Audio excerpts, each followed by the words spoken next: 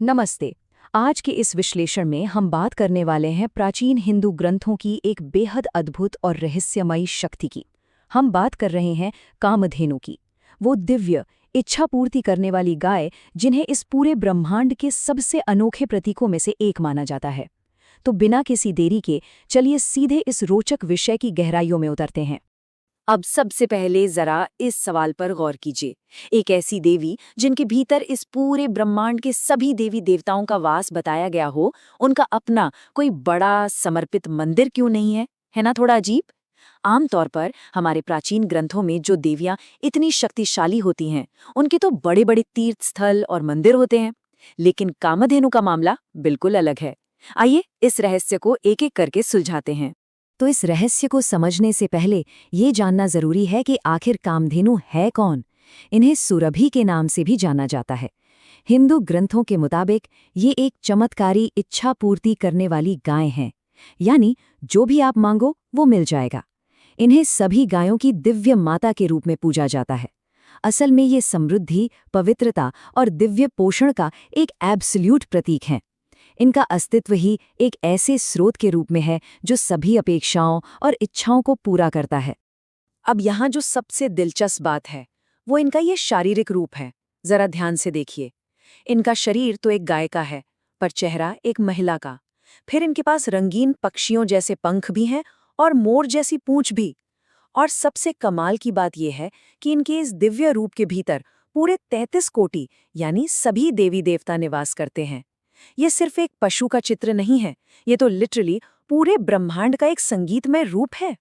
चलिए अब इनके इस ब्रह्मांडीय आकार का एक छोटा सा टूर लेते हैं। इनकी शरीर का हर एक हिस्सा प्रकृति की किसी न किसी बड़ी शक्ति को दर्शाता है। जैसे इनके 4 पैर, ये चारों वेदों और धर्म के स्तंभों के प्रतीक हैं। अगर सींगों को देखें तो वहां पूरी त्रिमूर्ति का वास है। बेस में शिव, बीच में विष्णु और एकदम टिप पर ब्रह्मा। आंखें बन जाती हैं सूर्य और चंद्रदेव, और कंधों पर अग्नि और वायुदेव विराजमान हैं। और इनका आंचल, वो पवित्र वेदों का प्रतीक है जो पूरी सृष्टि को दिव्य ज्ञान का पोषण देता है। मतलब भौतिक रूप से प्रकृति की हर शक्ति इनमें आकर जुड़ जाती है। तो चलिए अब आगे बढ़ते हैं और देखते हैं दिव्या गाय की उत्पत्ति। उत्पत्ति की जब भी बात आती है तो सबसे प्रसिद्ध कथा समुद्र मंथन की मिलती है। आपने सुना ही होगा कि जब देवताओं और असुरों ने अमृत के लिए एक क्षीर सागर यानी दूध के समुद्र का मंथन किया तो उसमें से कई दिव्य रत्न निकले, और उन्हीं अनमोल रत्नों में से एक थी ये दिव्य कामधेनु। बाद में इस चमत्कारी गाय को ऋषियों को सौंप दिया गया ताकि उन्हें अपने यज्ञ और अनुष्ठानों के लिए हमेशा पवित्र दूध और घी मिलता रहे। लेकिन जैसा कि हमारे प्राचीन ग्रंथों में अक्सर होता है, कहानियां किसी एक वर्जन तक सीमित नहीं होती। अब इन 2 अलग अलग पक्षों को ही देख लीजिए। एक तरफ इनका जन्म समुद्र मंथन से बताया गया है, वहीं दूसरी तरफ कुछ ग्रंथों में उन्हें सृष्टि के रचयिता दक्ष की पुत्री कहा गया है, जो उनकी सांस से उत्पन्न हुई थी, या फिर ऋषि कश्यप की पत्नी के रूप में भी उनका जिक्र आता है। खैर, कहानियां चाहे जो भी हों और चाहे वो आपस में थोड़ी विरोधाभासी लगें, पर ये सभी पुराणों और महाकाव्यों की समृद्ध विविधता को ही दर्शाती हैं। और सबसे खास बात, दोनों ही पक्ष उनकी दिव्यता को पूरी तरह से प्रमाणित करते हैं। और उनकी ये दिव्यता उनके निवास स्थानों से भी साफ झलकती है। ऐसा नहीं है कि वो किसी एक लोक में बंध कर रह गई हैं। एक तरफ वो तीनों लोकों के ऊपर एक बिल्कुल अलग स्वर्गीय जगह गोलोका में राज्य करती हैं।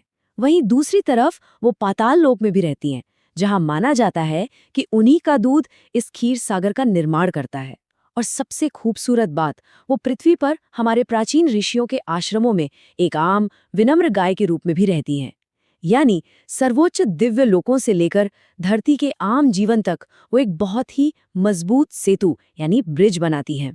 अब इस शांत छवि से आगे निकलकर उनके एक बिल्कुल नए रूप पर आते हैं, एक रौद्र योद्धा देवी। वैसे कामधेनु की इमेज एक बहुत ही शांत और पोषण करने वाली गाय की है ना? पर अब जरा इस कथा को सुनिए। रामायण में एक प्रसंग आता है जहां राजा विश्वामित्र ऋषि वशिष्ठ के आश्रम पहुंचते हैं। ऋषि वशिष्ठ इसी कामधेनु की मदद से राजा की पूरी सेना को एक बेहद शानदार दावत देते हैं। राजा इस चमत्कार को देखकर दंग रह जाते हैं और सीधा गाय मांग लेते हैं। लेकिन ऋषि वशिष्ठ असीम धन के बदले में भी उसे देने से साफ इनकार कर देते हैं। अब राजा थे अहंकारी, उन्होंने बलपूर्वक आश्रम पर हमला कर दिया। तब पता है क्या हुआ? कामधेनु ने अपने मालिक की रक्षा के लिए लिटरली अपने शरीर से विदेशी योद्धाओं की एक विशाल सेना पैदा कर दी, और देखते ही देखते राजा की सेना पूरी तरह तबाह हो गई। तो वो सिर्फ पोषण नहीं करती, जरूरत पड़ने पर धर्मी ऋषियों की रक्षा के लिए भयंकर रूप भी धारण कर सकती हैं। और बिल्कुल ऐसी ही एक मिलती जुलती घटना ऋषि जमादग्नि के आश्रम में भी हुई थी। जब एक लालच भरे राजा ने उनकी इस दिव्य गाय को चुरा लिया, तो इसका अंजाम आगे चलकर बड़ा ही भयानक हुआ। ऋषि के पुत्र महान योद्धा परशुरामा, उन्होंने इस अन्याय का बदला लेने की ऐसी क्रिया खाई जिसने आगे चलकर पूरे योद्धा वर्ग का कई बार विनाश कर दिया। ये सभी विशाल ऐतिहासिक घटनाएं दिखाती हैं कि इस एक दिव्य गाय का प्रभाव कितना बड़ा था और धरती पर भक्त और भगवान की शक्ति के बीच का रिश्ता कितना गहरा हो सकता है। अब हम आते हैं उनके सबसे महत्वपूर्ण रूप पर, गाय माता, यानी सभी गायों की माता। तो याद है शुरू में हमने एक रहस्य की बात की थी कि आखिर इनका अपना कोई बड़ा मंदिर क्यों नहीं है? तो उसका उत्तर ये है कि उन्हें किसी एक मंदिर में इसलिए नहीं पूजा जाता क्योंकि धरती पर उनका आकार हर एक जिंदा गाय में बसा है। उनका कोई अलग सांप्रदायिक मंदिर नहीं है क्योंकि हिंदू धर्म का ये मानना है कि किसी भी आम जिंदा गाय का सम्मान और पूजा करना सीधे तौर पर उस दिव्य कामधेनु की ही पूजा करने के बराबर है। कितना कमाल का विचार है ना ये? और इस विश्वास का हमारे दैनिक जीवन पर बहुत गहरा असर पड़ता है। वो गौ माता है, पूरी सृष्टि की माता का प्रतिनिधित्व करती हैं। कामधेनु धरती पर भौतिक समृद्धि को धार्मिक सद्गुणों के साथ बैलेंस करती हैं। अगर आप वास्तुशास्त्र को देखें तो उसके अनुसार इनकी मूर्ति को उत्तर पूर्व यानी नॉर्थ दिशा में रखने से घर में बेहद सकारात्मक ऊर्जा और शांति आती है। यहाँ तक बताया गया है कि उनकी आराधना करने से पूर्वजों के कर्म दोष भी दूर होते हैं और धन समृद्धि का आगमन होता है। ये सब इनकी उदारता और बिना किसी शर्त के दिए गए स्नेह का ही तो प्रमाण है। उनके इस गहरे आध्यात्मिक अर्थ को हम इस शानदार विचार के जरिए और अच्छे से समझ सकते हैं। जिस प्रकार वह बिना किसी अपेक्षा के दूध प्रदान करती है, वह दिव्य उदारता और निष्काम प्रेम का प्रतीक है। ये एक ऐसा एहसास है जो हमें याद दिलाता है कि मनुष्य, पशु और हमारी ये पूरी प्रकृति आपस में कितनी गहराई से जुड़े हुए हैं। ये उस अनकंडीशनल लव यानी निष्काम प्रेम का उदाहरण है जो सदियों से ऐसे ही चला आ रहा है।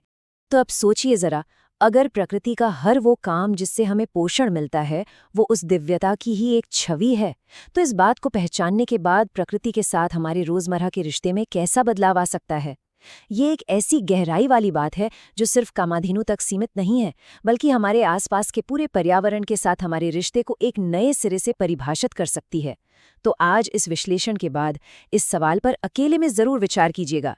हमारे साथ जुड़ने के लिए आपका बहुत बहुत धन्यवाद।